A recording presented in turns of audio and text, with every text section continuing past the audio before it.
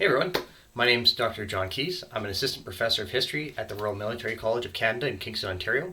And this is a short video on how to understand dates when studying for a history exam. And by the way, this should also be useful for students not at RMC and also useful for the general public trying to pick up a new field or area of history. It's all great.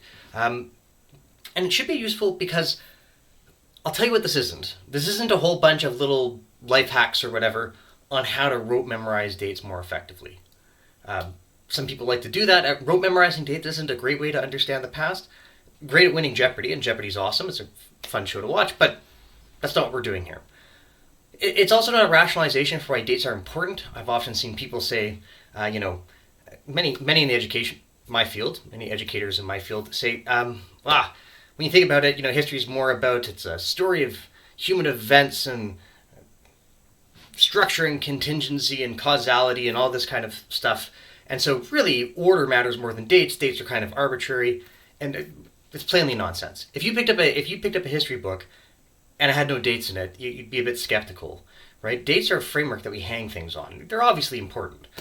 So if they're important, right, but they're not important on their own, that should tell us a lot about, one, how historians use dates, and two, how you can use how historians use dates to get ready for an exam in a way that's more efficient and more enjoyable, right?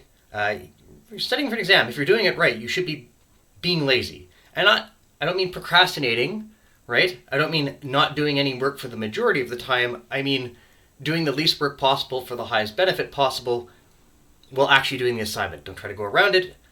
Don't try to go over it.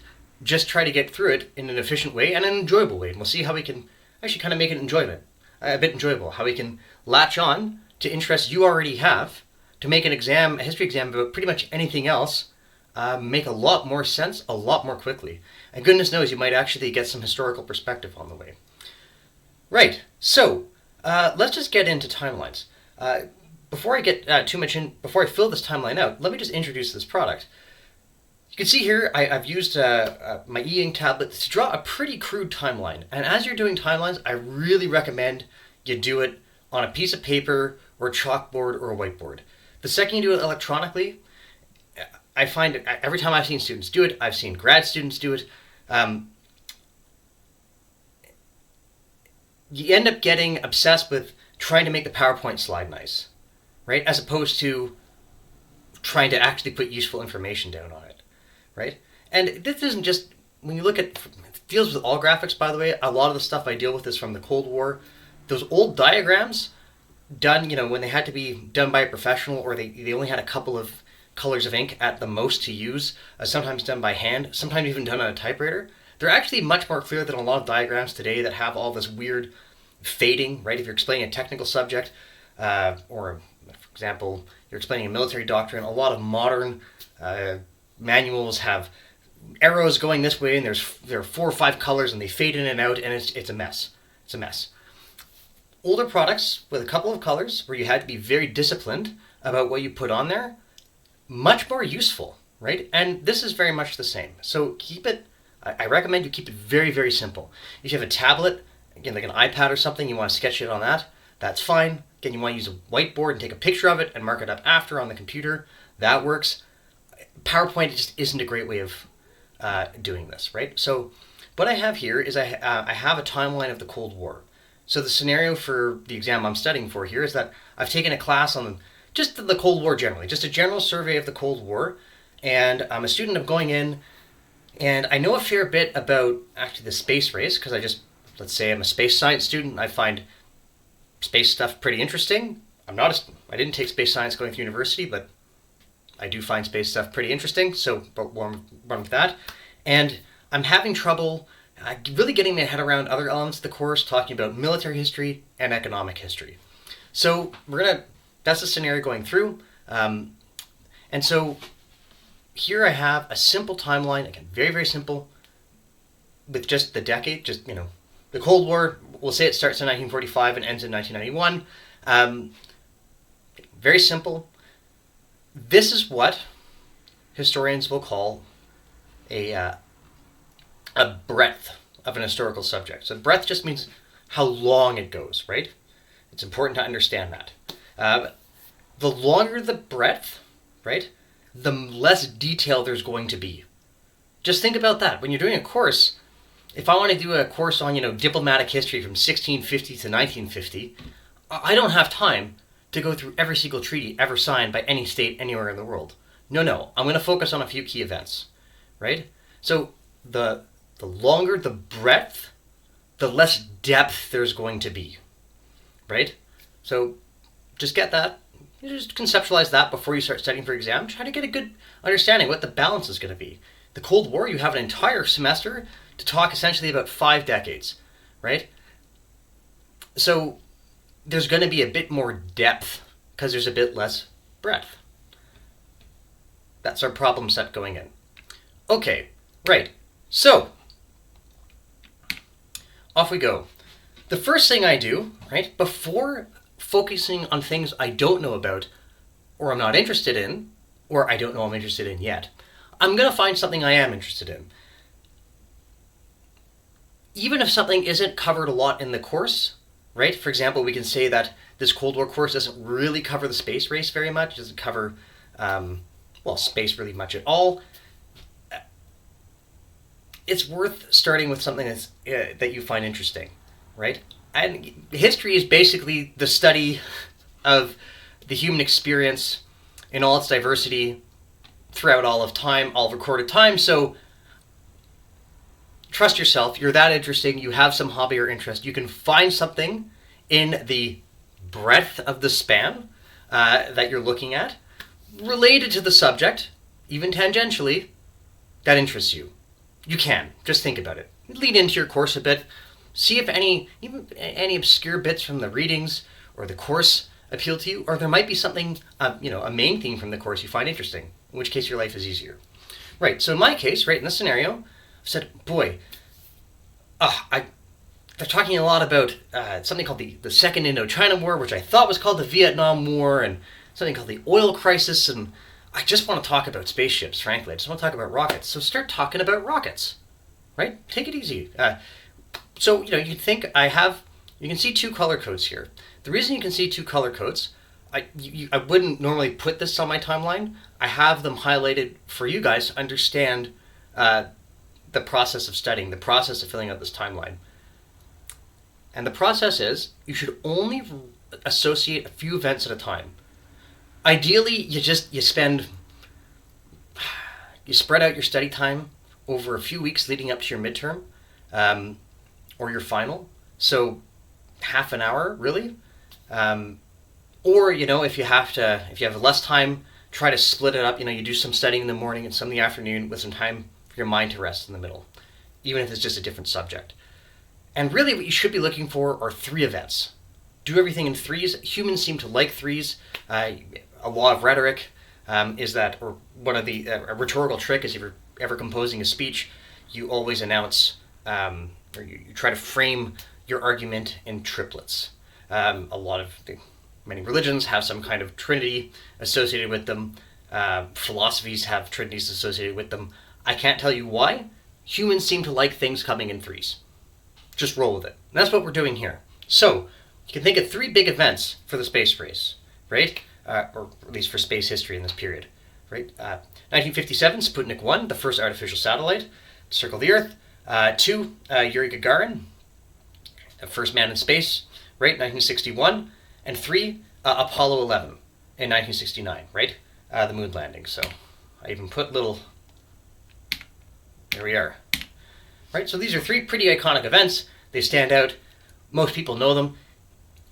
If you're into this, for example, if I'm really into the history of spaceflight, conceptually, but I don't know the dates, it interests you enough that it'll occur to you pretty quickly, right? You can basically memorize that pretty quickly if you're interested in it. And one of the reasons you'll be able to, by the way, is because your mind isn't built like a hard drive. It's built more like a web. Once you know something about something, it's easier to learn more about that subject. And that's what we're doing here, right? We're finding a thread that you're interested in, and then we're just tying things onto that thread. So if you understood, right, in a very short span of time, we went from the Soviets launching Sputnik 1 to Neil Armstrong walking on the moon, right? Okay, you understand that it took place in a relatively short amount of time. Okay, well, you're already primed to say, okay, 57, 61, 69, about 12 years from flash to bang. Pretty impressive. So, right, you're building on that thread, right? When you come back to this, you might want to, if you look at it, right, you're looking at your breadth. These are things you know that, again, you already kind of know, you can build off of it. The problem is, if you look at the breadth here, you've got stuff starting in 1957 and it goes to 1969, but the Cold War goes all the way to 1991 and starts in 1945 for the purposes of this course. So, geez, what do I do? Well, just try to find events that interest you around that kind of fill it out, right? Again, in a triplet. So, 1946, X-1, right? That's the first, it's a rocket plane, it's a first of a series of rocket planes built by the U.S. Air Force in collaboration with the predecessor of NASA, right? Chuck Yeager is the first person to break the sound barrier in level flight in 1946. Pretty cool. Rocket plane. Something to do with rockets, right? The Apollo missions. If you have the logical follow-on is the first Apollo, or the first moon landing is in 1969. The last is in 1972, right? And then, if you look for something towards the end, something that I think is actually really interesting is the history of the Soviet Buran space program, the space shuttle program, arguably more technically capable than the space shuttle, but only flew once, right? So, you now have 6 events, right? And the 6 events cover everything, or almost the entire span of the Cold War, right? You let it rest in your mind. When you come back, you have that framework. You have that thread with a few other threads attached to it, right? And the more threads that are attached to it, the shorter the distance is to tie a new thread onto it. And that's what we're doing. We're just going to build on that, okay? Good stuff. All right, so let's go on to the next bit. This slide looks a bit, or this timeline rather, looks a bit crowded. Don't panic. I'll run you through it. So just as background, right, the green and blue, already there. It's there from the past couple days before. It's already cemented in your mind. Before you start putting new stuff on, just go through. Just give it a quick read. See if you can read it out loud without looking at it, right? Quiz yourself. If you want to use like a flashcard app or something, do that. Reinforce that learning before taking on new ones. Right, so, okay, I have to then understand military history, right? I'm not super in this scenario. In reality, I'm not well adjusted, so I understand military history. And if you don't understand military history, that's fine. It just means you're probably, you're well adjusted and you have a social life. Anyway, but let's just assume that, for the sake of this argument, I am well adjusted and have a social life. So, because of that, I'm not super sure about the military history of this. So, what I've done is I've found 3 events in pink.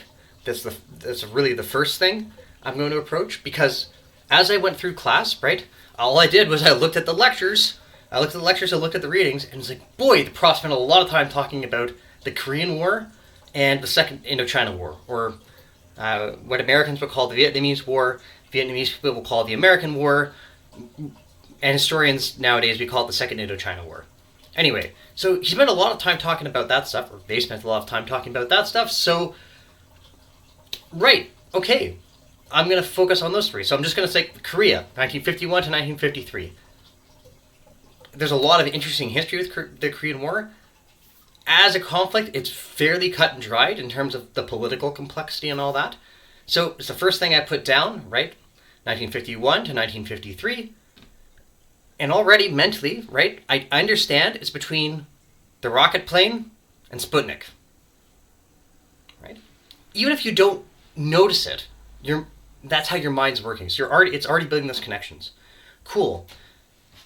But then, I look at the textbook, I look at the readings, I look at my lecture notes, and man, the Second Indochina War, it goes on for 20 years, right? So I kind of have to break it up, really. So what I end up doing is, okay, if I have to break it up, let's think about it. There's essentially two phases to it. And again, your lecture notes and stuff should help you provide context here. Really, in the first phase, it's between the French withdrawal in 1954 and American involvement. And that's primarily, it's the establishment of two competing Vietnamese nationalist regimes, or who claim to be representing the entire nation and country of Vietnam, right? The Republic of Vietnam in the south, and the Democratic, or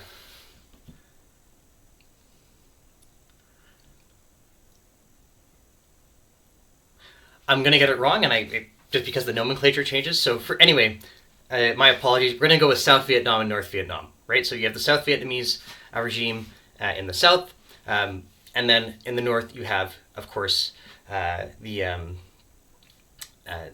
North Vietnamese regime. Actually, yeah, sorry. In the south, it's the Republic of Vietnam. In the north, the Democratic Republic of Vietnam. Excuse me. So anyway, South Vietnam and North Vietnam established shortly after the French withdrawal in 1954 or 1954 to 1955.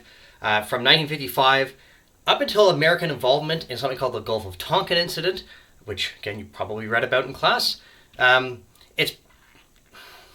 There's American involvement, but it's kind of hands off.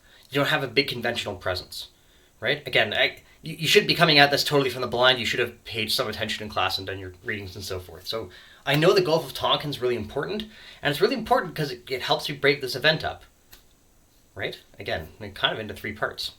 So yeah, after the Gulf of Tonkin incident, the Gulf of Tonkin resolution, you get a lot of heavy American involvement, right? So 1964, very important event. And then, of course, you get full American withdrawal in 1975, actually starting in 1972, and the war ends in 1975 with a North Vietnamese victory, right? So the war ends in 1975. Right, we've now have this big event we had a hard time with, right? That's a lot to keep in mind, and we've broken it into three digestible pieces. Everything in triplets. Right. Then, I come back on my orange day, the next day. That's the stuff highlighted in orange. You can see there. And for that, I'm looking at this and I'm only adding 2 because I only need enough to fill out the rest of the timeline, right? So I'm looking at this and I'm saying, what's going on in Vietnam, very important. Certainly very important for the people living there who an unbelievable amount of suffering they endured. But what about there's nothing here about nuclear weapons, for example. So, okay, I'll go with the Cuban Missile Crisis, right? Now that I'm doing this video, perhaps I have something about the first Soviet nuclear test, fission test, the first thermonuclear test by the United States and the Soviet Union and so on, which we're talking 49 and then in the mid-50s. But anyway, point being, I've got something to kind of give me a bit more depth, and then I need a bit more breadth, right? Because I have stuff that kind of ends in 1975. So again, in terms of picking events, I look through my textbook, I look through the course notes, whatever, and the Soviet-Afghan War gets a lot of chatter, right? Right, great, that's at the end of it. So I'm just going to pick the Soviet-Afghan War and run with that. Okay, so now I have more threads tied onto more threads, right? This was the stuff I'm really interested about. This stuff, I tied to the stuff I'm interested about. I know more about it. I probably find it a bit more interesting reading a bit more about it. And I can place it, right? Second Indochina War. It actually almost coincides perfectly with the space race. Right? Again, for your brain, this is just doing it on easy mode because it's building those connections. And then I added a couple things at the end to build out a little bit of depth and a little bit of breadth. Right. Okay. So, for the next trick then, is understanding what I call choke points and that's just an army term, right? You're going through a piece of terrain that's wide open, and suddenly it narrows in a valley or woods or whatever, and everyone has to bunch up. You don't like that. So we try to find some choke points, some reference points, right? That a reference point, it's all about breadth. All about depth. It's one of those important eras, right, where a lot of stuff in a few different fields change at once. Right? The cool thing about these choke points is, again, you've now understood dates in relations to each other, and once you have that background understanding of dates that relate to each other, you can also understand how events relate to each other using dates. Right? Very important for essay questions. Okay? Right. So, before I get there, right, I'll just say I found, before we get to the choke points, I'll just note 3 other kind of examples I put. Say I came back and I want to put some economic aspects in, right? So the European Coal and Steel Community, 1952, the 1973 oil crisis, and Mikhail Gorbachev coming to power in 1985 and implementing some reforms in the Soviet Union. A lot of reforms in the Soviet Union. Anyway, right, so let's find those choke points. If you look here, right, we have those kind of big economic events, right? We have some military events, and we have some of our kind of big space race events. And boy, if you look at it's just look where it's getting crowded, right? It's getting really crowded in the late 60s and early 70s, right? Why is that? Well, maybe it's all connected, right? We certainly know it's a choke point. Perhaps we try to find, we go back to the textbook, we go back to the lecture notes, and we try to find perhaps another event, right? Sometimes it might just be a coincidence, right? You know, okay, you have the Soviet, the moon landings, the last moon landings in 1972. The oil crisis is a year later, so they didn't stop the moon landings because of the oil crisis, right? So was it an economic thing? What was going on there? Let's just go back and see if there's any events, right? Maybe I'm missing something, and it turns out I am. And long story short, there's a U.S. Balance of payments problem in the 1960s. I won't get into why, but basically the American government had a hard time holding on to its currency and regulating its currency. It was causing economic problems. And so from 1971 to 1973, the administration of Richard Nixon moves or actually starts moving under Nixon. Moves. Actually, it's all under Nixon. Excuse me. Move the Americans off of the gold standard. I won't get into really what that means here. Just say it was covered in the course. It's a thing. There's a big economic disruption, right? I'll note too. It ends with that oil crisis, right? 1971, 1973. 73 to 74, really, for the oil crisis. So, boy, okay, there's one more event that ties all of that stuff together. And all of a sudden, right, if you look at one of those, it starts making a lot more sense. You can connect things. Oh, geez, they stopped the moon landings. Like, moon landings are expensive, and they're having currency problems. Maybe they were super keen. They weren't super keen on supplying their allies in Vietnam with military equipment and aid because they were cutting back spending, right? Huh. Right. Actually, up until about 1972, 1973, the armed force, the ARVINS, the Army of the Republic of Vietnam, so the South Vietnamese military, they were actually doing fairly well conventionally, and then basically Congress cut off aid, right? Huh. Probably related to that, right? A lot of that stuff's connected. And so find a couple of these choke points, because besides that depth, it will let you connect things, besides that breadth, it will let you connect things in depth. Right? And I found another, I put this in blue, right? Because this is something that my textbook gave me, or my prof gave me, right? And that they were talking about this thing called détente, right? Historians often classify history into eras, or just general periods of time. It makes our lives a lot easier. It makes a way of thinking about it. Don't focus too much on how historians divide stuff up until you get an understanding of the events. Because you'll be trying to fit you'll look at something at the end of the Vietnam War, it's like, is this about detente or not? And you're doing it backwards. Models should help you understand. Your understanding shouldn't have to be crammed into the model, right? So you found a couple of, like this is one example. I suggest you find a couple of others. Then you can just look at, did the prof talk about detente? Well, okay, what years did that happen? Oh, it happened around here. Okay, interesting. Because you can go into a bit more depth, right? The oil crisis actually started by OPEC countries, not governed, that wasn't the Soviets or the Americans that started that. So beyond the superpowers, it ends with the Soviet invasion of Afghanistan, really. And in fact, if you look at another date here, you have the Islamic Revolution in Iran, again, not driven by the superpowers either. And so you start seeing the superpowers cooperate more, but the superpowers don't run the world, right? And detente is kind of an element of that. You also get, excuse me, I'm in the way there, of detente. Don't want to get in the way of detente. So, other stuff going on. Oh yeah, there's that Sino-Soviet split the prof mentioned. Again, it happens in that context. Right. So, let's just go to the bottom of the diagram. Do I have another? Go to the bottom of the diagram, and here I have two just big events outlined in gray.